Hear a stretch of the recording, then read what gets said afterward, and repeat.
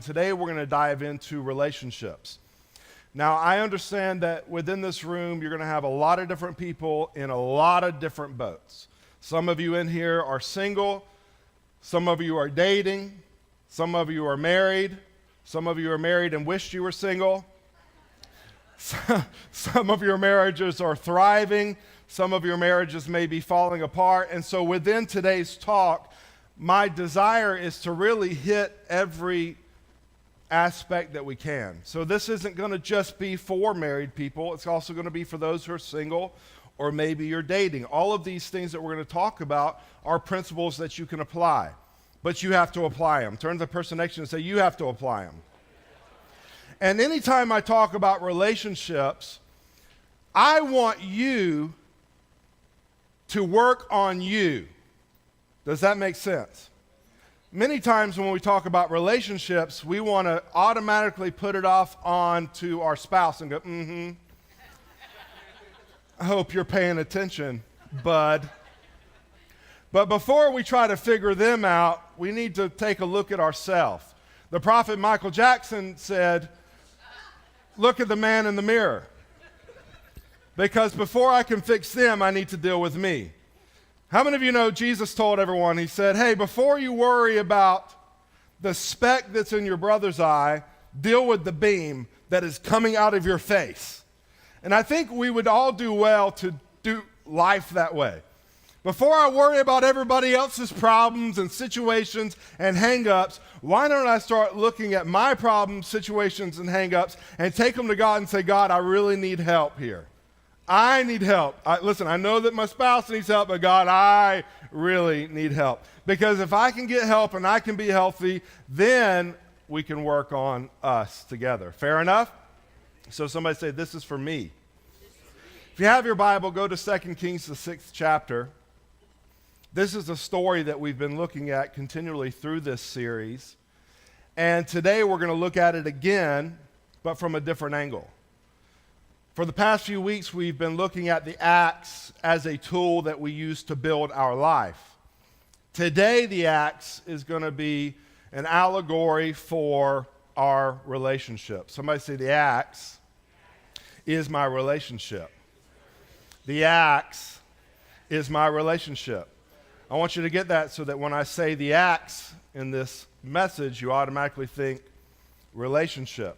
Or if you're single, my future relationship. All right? So 2 Kings, the 6th chapter, starting in verse 1, the Bible says, after a sip of water, that's not in your book if you're looking for it. Now the sons of the prophet said to Elisha, see, the place where we dwell under your charge is too small for us. Let us go to the Jordan and each of us get there a log, and let us make a place for us to dwell there. And he answered, go.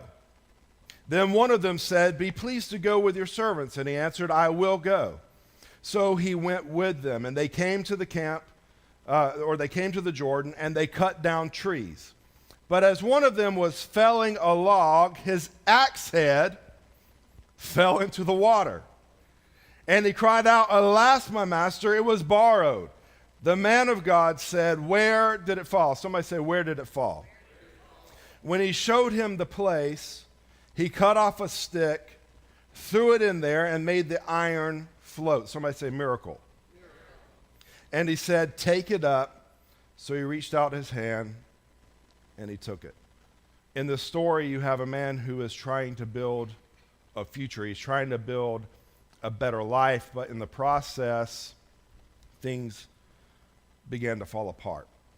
Sometimes in our relationships, things fall apart. We don't intend for them to.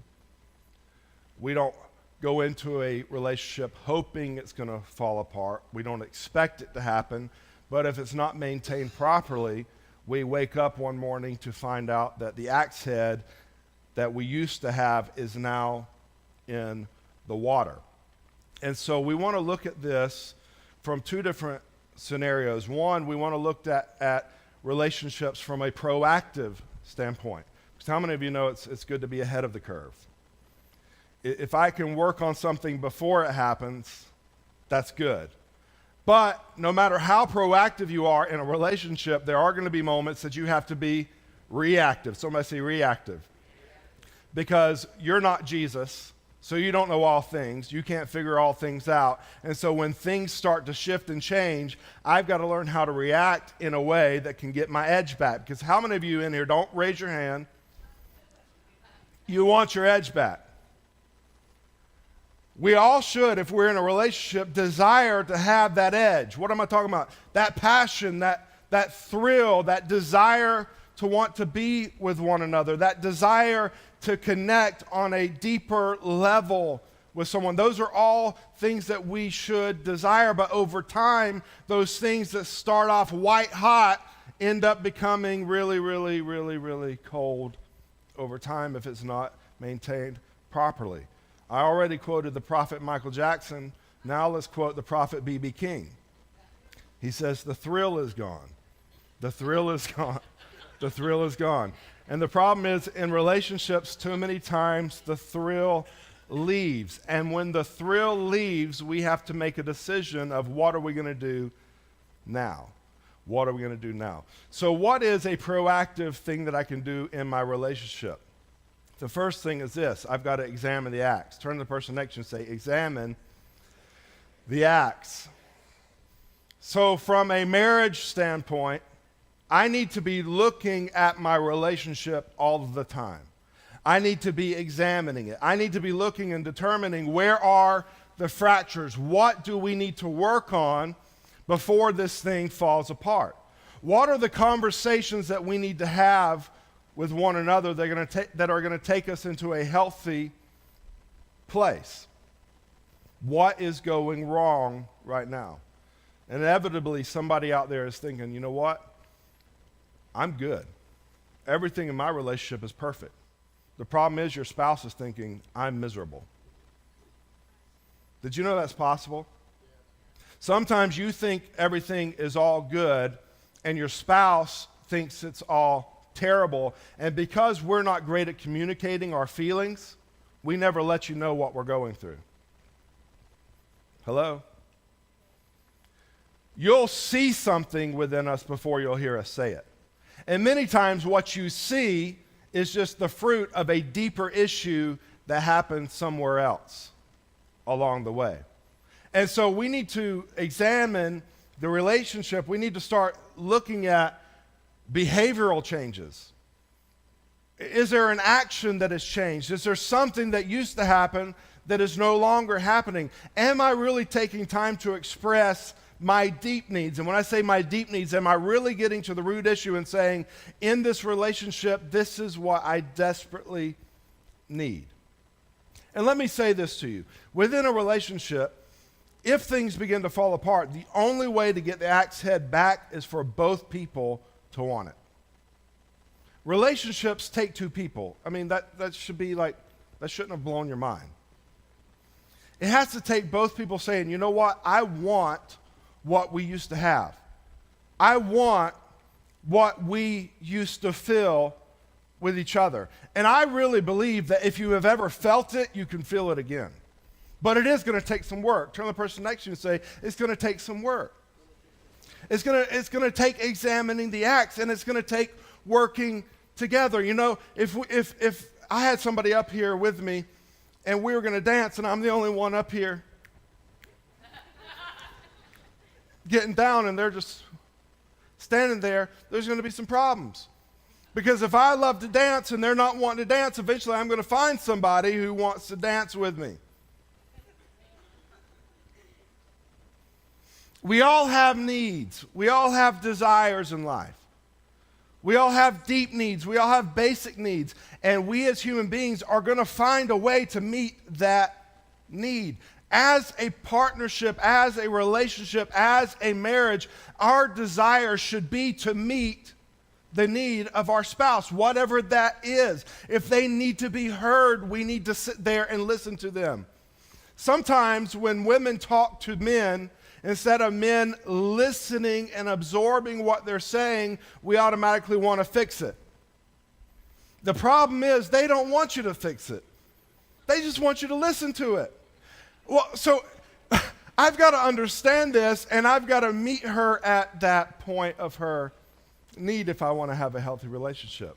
Vice versa, anything that I need, it may not be your need, it may not be your desire, but if you love me, you want to meet that need and you want to meet that desire. Again, because you got to hear me, if there is an itch that needs to be scratched, that itch will get scratched somewhere, somehow, by somebody.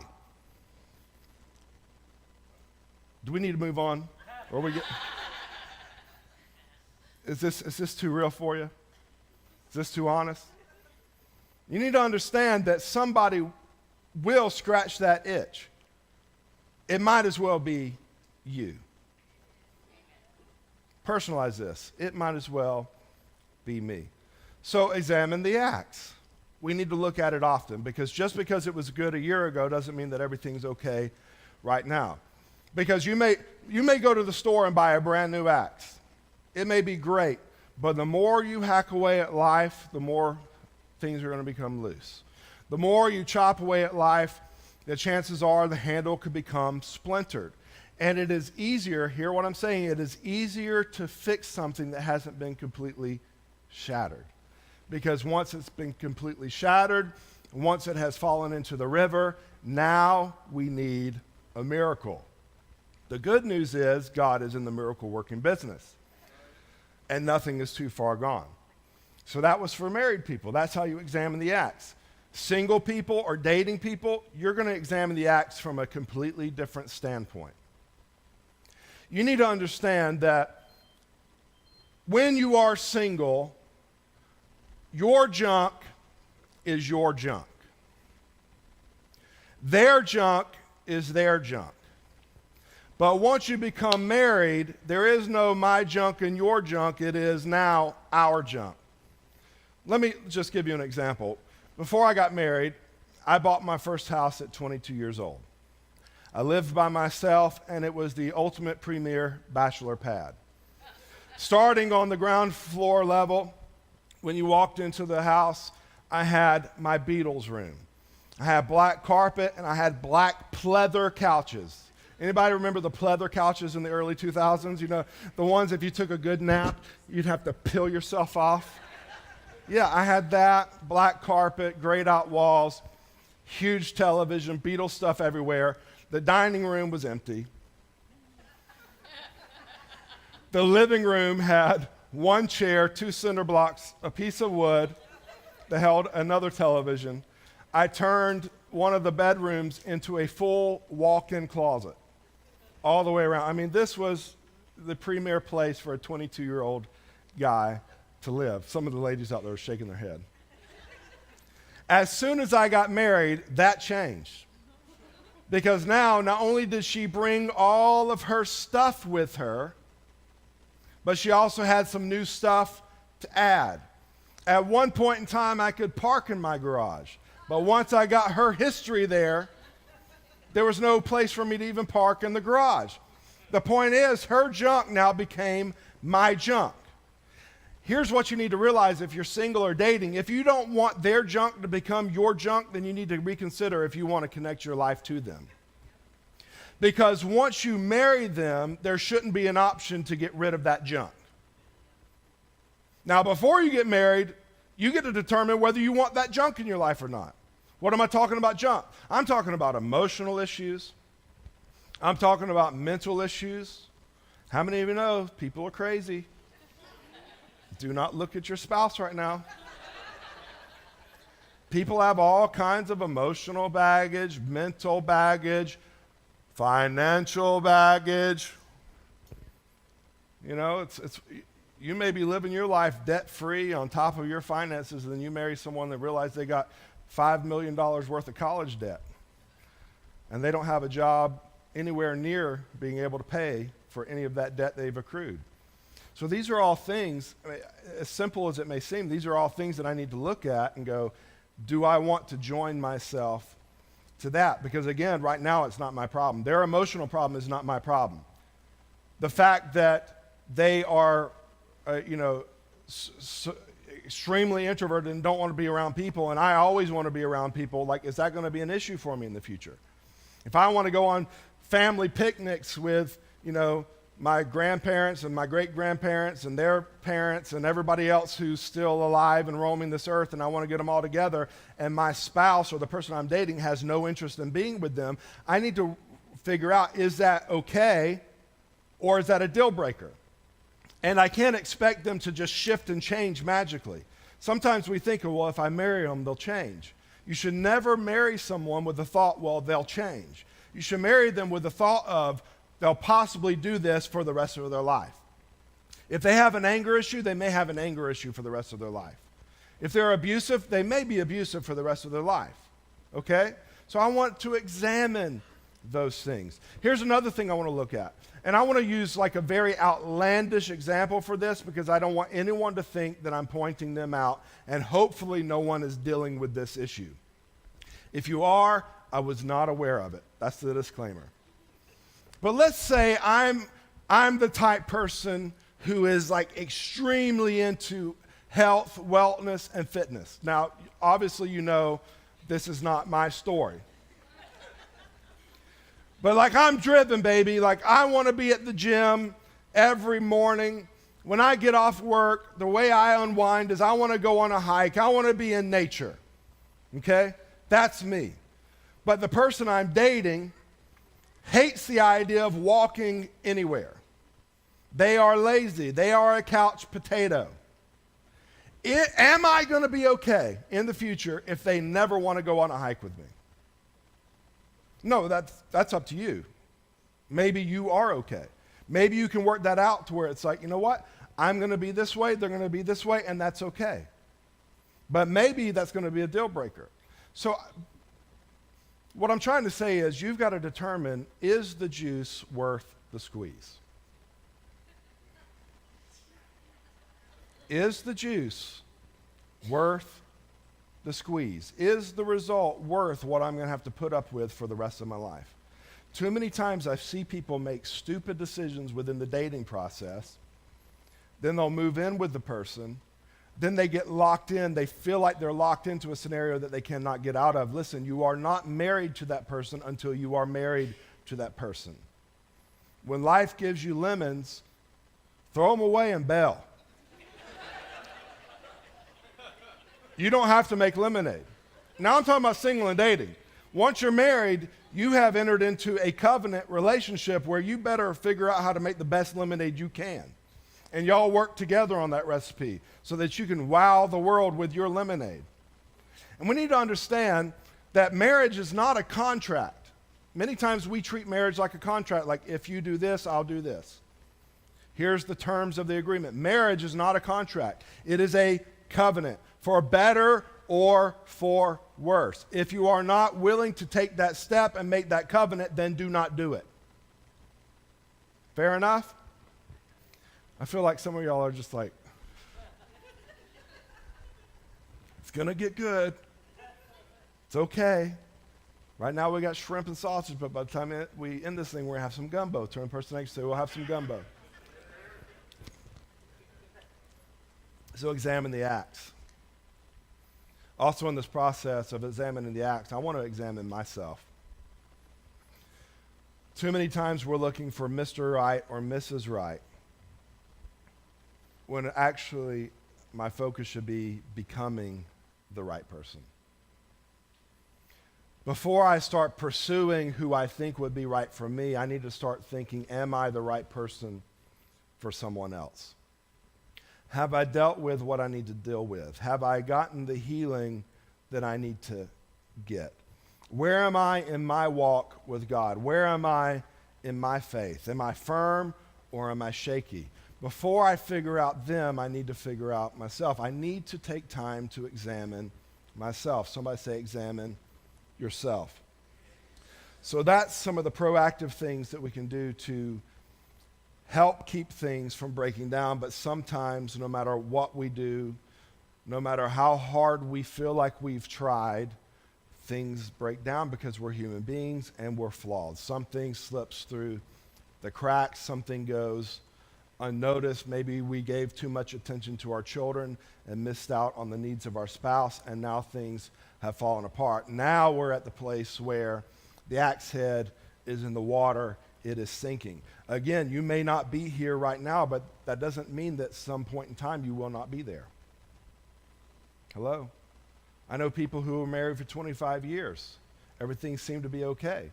But at some point, that axe head hit the bottom of the river.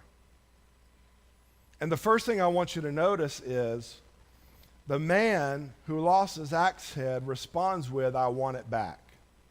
That's very important. You have to want it back. The only way that axe head is going to float is you have to desire to have it back, and both of you have to desire it.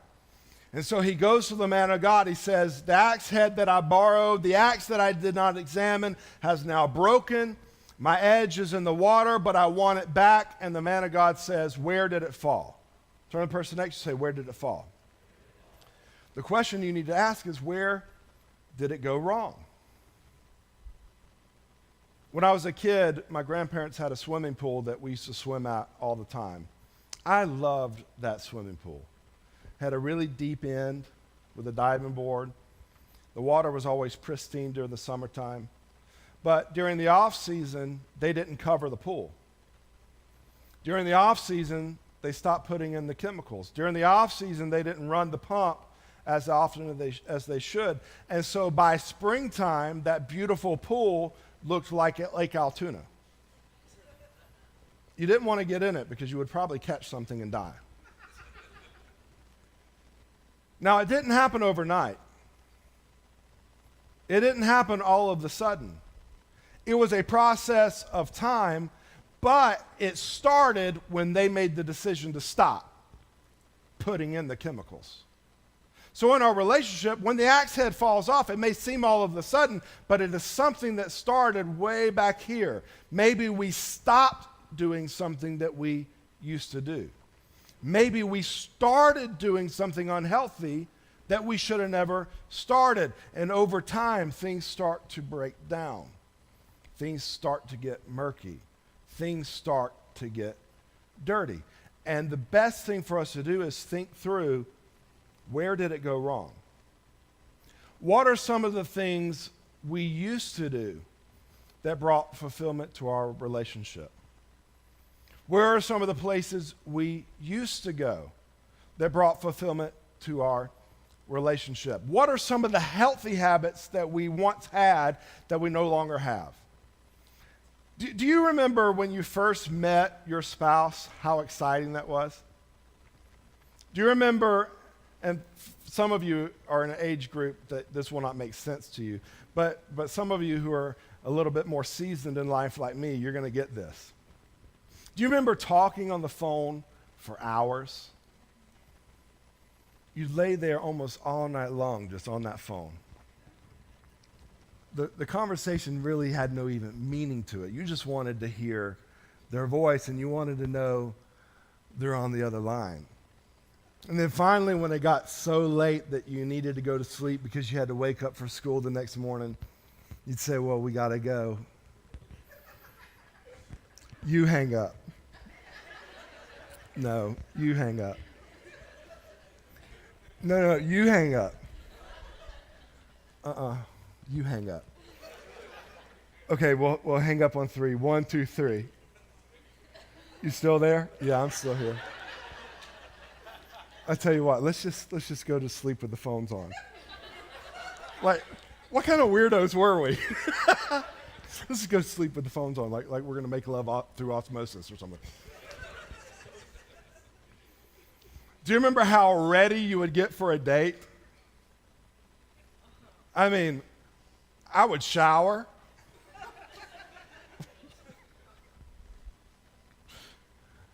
I would get fixed up. If I needed a haircut, I'd get a haircut. If I needed to shave, I would shave. I would take my car, get it cleaned. I would make sure that we had a reservation. I mean, I would go all out for this experience. Why? Because I'm trying to impress this woman that I like. At the same time, ladies, there are things that you do to try to impress the man that you like. There are things that you do that you use as your tools within your arsenal to try to attract them. But here's what you need to understand. Whatever you did to attract them are the things that you have to continue to do to keep them. Whatever brought fulfillment to your relationship in the beginning are the same things that you need to keep on doing. And some of you, again, are thinking, you don't know our relationship. He don't need that no more. She don't care if I brush my teeth before I kiss her in the morning. Bruh, she does. Just because you've gotten older, just because you've been together for a long time, does not mean that you should let things slip apart. You can't allow it to slip into the mundane. You can't allow life to just go through the motions, because if you allow it to go through the motions, eventually things are going to break down. The same effort I've spent on attracting my spouse, I need to spend more effort on keeping my spouse if I want a healthy relationship. And again, that's my desire. I want a healthy relationship. I want to give an example to my 3 daughters of what it actually looks like to love a mom and care for a mom and be there for a mom. Not just be a good dad and be there for them. I want to show them what it looks like to be there for their mother. Yesterday we went camping, okay? And if you know me, you need to know that's not my thing. It's her thing, okay?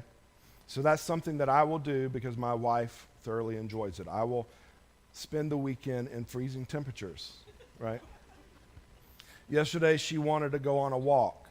She knows to not call it a hike because as soon as she calls it a hike, I check out. But if it's like, hey, let's go on a walk, I'll do that. But we were positioned in this place where there was this beautiful sunset, and I knew she digs like sunsets, stuff like that, you know. So I said, hey, let's go over there and watch the sunset. And then my daughters, started coming over, and they were watching. I said, watch this. I'm gonna kiss mommy. And they started freaking out, man. No. And they just came up and started putting their hand. We were playing, but what I'm saying is, through that they were able to see us be playful with one another. They were able to see us enjoy being around one another. Those things don't happen on accident. Hear what I'm saying. Those things don't happen for me because I'm a perfect person with a perfect thought life and perfect actions. Every relationship is going to take work. You just got to figure out, are you willing to work it? Are you willing to do what it takes? A successful marriage is not an accident. It's an intended result mapped out by the seeds you sow. I want to say that again. And you can apply this to every area of your life. It doesn't have to just be a relationship. It's just what we happen to be talking about today. A successful marriage is not an accident. It's an intended result mapped out by the seeds we sow. Understand, your words are seeds. Your thoughts are seeds. Your actions are seeds. And every seed is designed to bring an intended result. Somebody say an intended result. Galatians 6, verse 7, the Bible says, do not be deceived. God is not mocked. Whatever, that's a big word right there. Whatever a man sows, that shall he also reap. It is the law of seed time and harvest. Just like we understand the law of gravity, if you throw something up, it's coming back down. Well, seed time and harvest says if you plant a seed, it will produce a crop. If I plant an orange seed, it is going to bring me what? Oranges. Now, if I plant that orange seed and I go outside expecting an apple tree, should I be disappointed?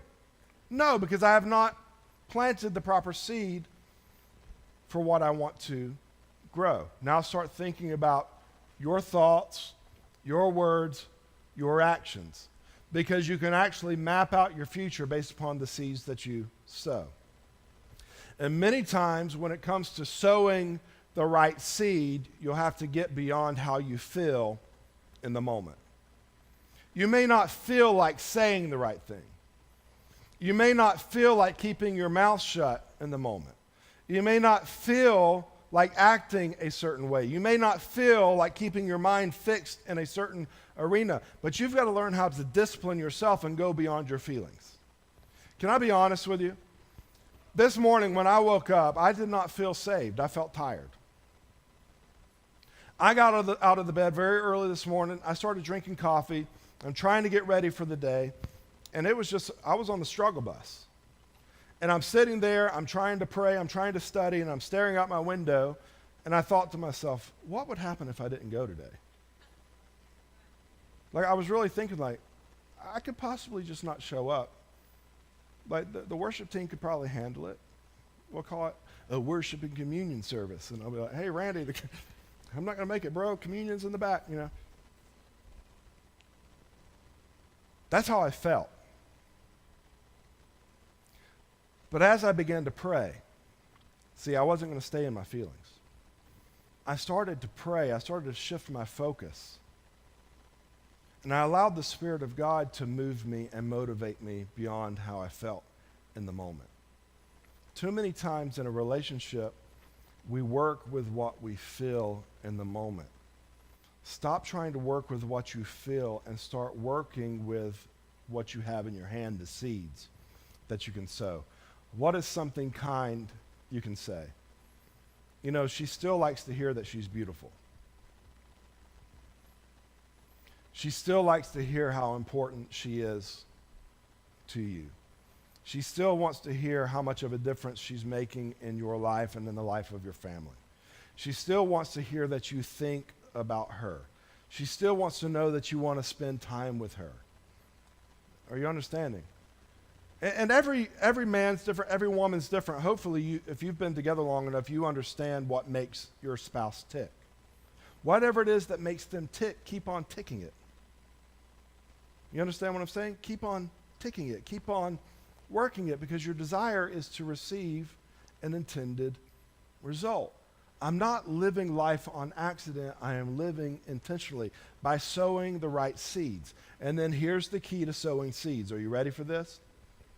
Not only do you have to be intentional, but you have to be consistent. Somebody say, I have to be consistent. Does anybody know how many watermelon seeds are in a watermelon, but just off the top of your head? Hey, I have no idea either. I know there's black ones and there's white ones. Do you know the difference between the black ones and the white ones? The white ones aren't fertile. I learned that the other day. Or at least that's what Google told me. I believe it. So you have black seeds. We don't know how many, but there's a lot. And every seed has the potential to produce what? A watermelon. So think about how many watermelons you can get out of one watermelon. So let's say I take every fertile seed from that watermelon and I plant it. Come harvest time, I can expect a bunch of what? Watermelons.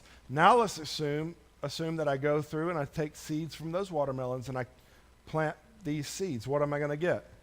Watermelons. I'm going to have a lot of watermelons. And the more I repeat this process, the more watermelons I'm going to get. Eventually, I could become a watermelon farmer with all of my watermelons.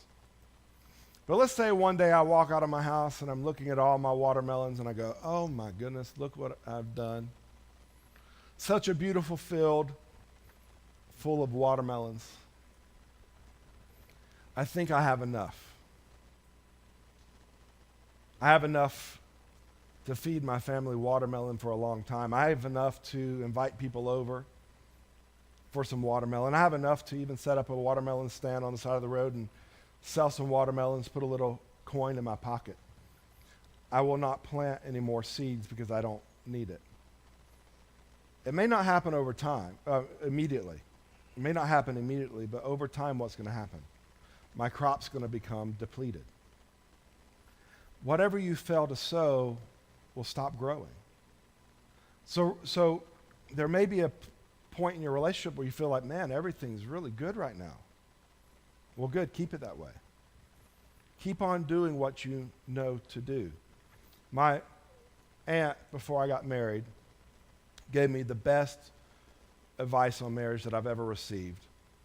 And I say this at almost every wedding ceremony I do, if not every wedding ceremony I do. she told me this. She says, start your marriage the way you want it to end. End your marriage the way you started it. What she's saying is, work what works and keep on working it. There can never become a time that you put your life on autopilot. That's true for business. That's true for your spiritual well-being. That's true for your relationships.